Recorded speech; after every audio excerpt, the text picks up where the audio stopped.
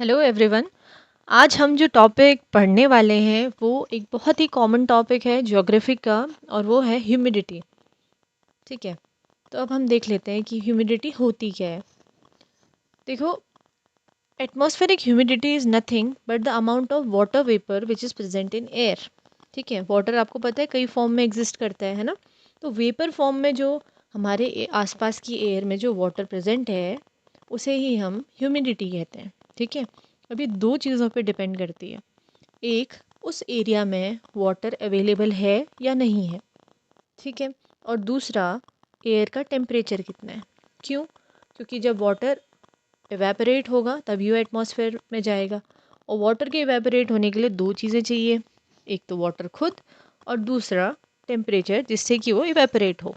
ठीक है, इसको हम एक एग्जांपल से समझते हैं। देखो, सेम टेम्परेचर पे हम देखेंगे कि एक कोस्टल एरिया है, ठीक है, और एक डेजर्ट है। दोनों पे टेम्परेचर भले ही बहुत वार्म है, बहुत हॉट है, ठीक है, सेम है, लेकिन कोस्टल एरिया पे ह्यूमिडिटी ज़्यादा है, बट ड्राई एरिया पे ह्यूमिडिटी डेजर्ट एरिया पे बहुत ही कम है। ऐसा क्यों है? जबकि टेम्परेचर तो दोनों जगह ज़्यादा है, और हमने देखा कि अगर ज़्यादा टेम्परेचर होगा तो ह्यूमिडिटी ज़्यादा होगी। बट ऐसा नहीं होता। क्यों? क्योंकि availability of water is an important factor, और जो कि नहीं है हमारे डेजर्ट में। अच्छा, अब देखो कि कैसे टेम्परेचर और वाटर इफ़ेक्ट करता है ह्यूमिडिटी को।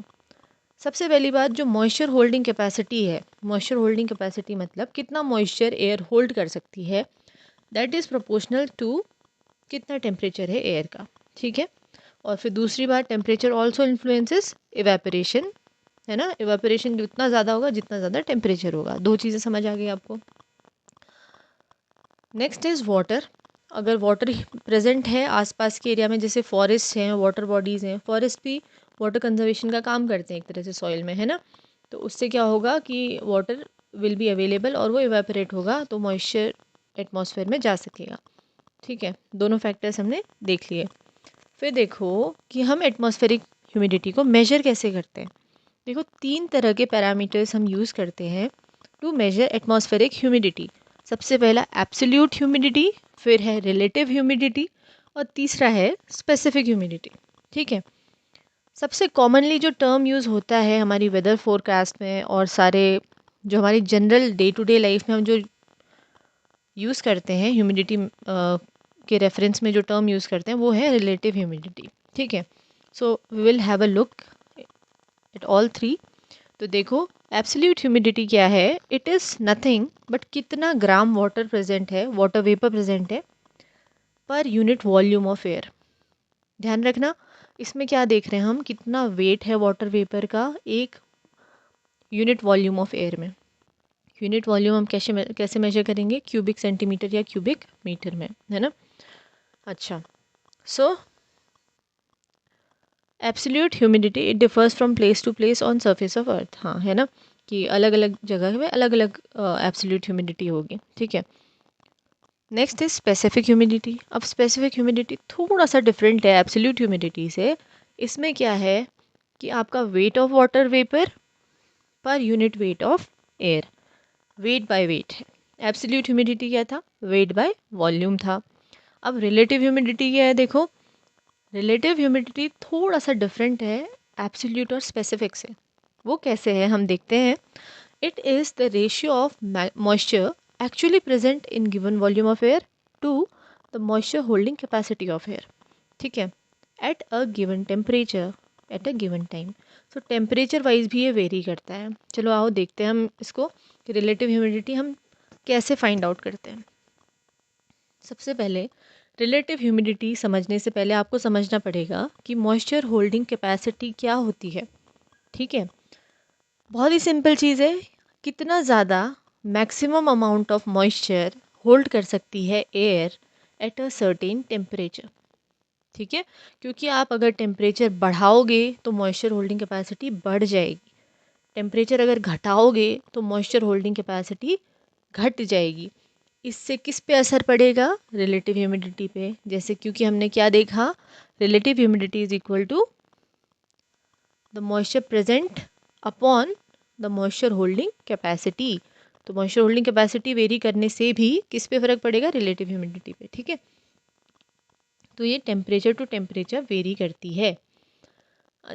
आप सेम मास ऑफ एयर के लिए, ठीक है, सपोज़ आपका अभी अगर रिलेटिव ह्यूमिडिटी मतलब अगर आपकी moisture holding capacity 15 degree Celsius पे कुछ है तो 20 डिग्री सेल्सियस पे वो और ज़्यादा बढ़ जाएगी, 30 डिग्री सेल्सियस पे और ज़्यादा बढ़ जाएगी।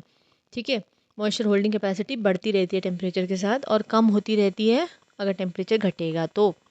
ठीक है, एक एग्जांपल से समझते हैं। देखो, अगर आपकी सपोज़ एक पार्सल ऑफ एयर है, उसकी 15 डिग्री सेल्सियस टेम्परेचर पे मॉइस्चर होल्डिंग कैपेसिटी हमने रिकॉर्ड करके रखी है। किसी भी एयर के लिए moisture holding capacity 15 degree Celsius पे सपोज़ 10.7 ग्राम पर केजी है, यानी कि 10.7 ग्राम मॉइस्चर वो होल्ड कर सकता है पर केजी एट 15 डिग्री सेल्सियस। ठीक है, एयर की ये है। अच्छा, ऑन अ सर्टेन डे हम देखते हैं कि हमारे आसपास की एयर में एयर का जो मॉइस्चर है वो आ रहा है हमारा 5.35 ग्राम पर केजी। ठीक है, अब हमसे कहा रिलेटिव ह्यूमिडिटी निकालो। ठीक है, ये एक टेबल होती है मॉइस्चर होल्डिंग कैपेसिटी की, आपको मतलब ऑनलाइन मिल सकती है ये। ठीक है, कि इतने टेम्परेचर पे कितनी मॉइस्चर होल्डिंग कैपेसिटी होती है एयर की। ठीक है, तो रिलेटिव ह्यूमिडिटी देखो कैसे निकालोगे आप, कितना आपकी अभी ह्यूमिडिटी है एटमॉस्फेयर की अपॉन कितना वो मैक्सिमम मॉइस्चर होल्ड कर सकता है इंटू 100 कर दिया, तो आपका आ गया 50% आपकी रिलेटिव ह्यूमिडिटी है। यानी कि जितना ज़्यादा, मतलब अगर इसको हम एक्सप्लेन करें तो कैसे करेंगे कि आपका 100% अगर वो मॉइस्चर होल्ड कर सकता है, ठीक है, अपनी कैपेसिटी का। देखो, एक ग्लासेस का एग्जांपल लिया है ना यहाँ पे। सपोज़ ये जो एम्प्टी ग्लास दिख रहा है ना आपको, है ना, ये यहाँ पे इसमें कोई मॉइस्चर नहीं है। फुल ग्लास देखो, जब आप पानी से उसे पूरा भर दोगे यानी कि इसकी कैपेसिटी का फुल, तो रिलेटिव ह्यूमिडिटी 100% है। जितना मॉइस्चर वो होल्ड कर सकता है उतना उसने होल्ड कर रखा है। अगर देखो उसके बगल वाला है वो थोड़ा खाली है, यानी कि 75% वो भरा हुआ है, यानी कि 75% रिलेटिव ह्यूमिडिटी है। इसका मतलब क्या हुआ कि जितना उसकी मैक्सिमम मॉइस्चर होल्ड करने की कैपेसिटी है उसका 75% मॉइस्चर उसमें प्रेजेंट है। ठीक है, ये होती है रिलेटिव ह्यूमिडिटी। ये टेबल मैंने आपके लिए छोटी सी बना दी है ताकि आप रिवीजन करने के लिए आपके लिए आसान हो जाए। एक बार में देख लो आप, है ना, इसकी यूनिट क्या होती है और इसकी definition in a short manner मैंने यहाँ पे मेंशन कर दी है। ओके, वीडियो आपको अच्छा लगे तो लाइक करिएगा और आगे भी ऐसे वीडियोज़ हम बनाते रहेंगे। Thank you.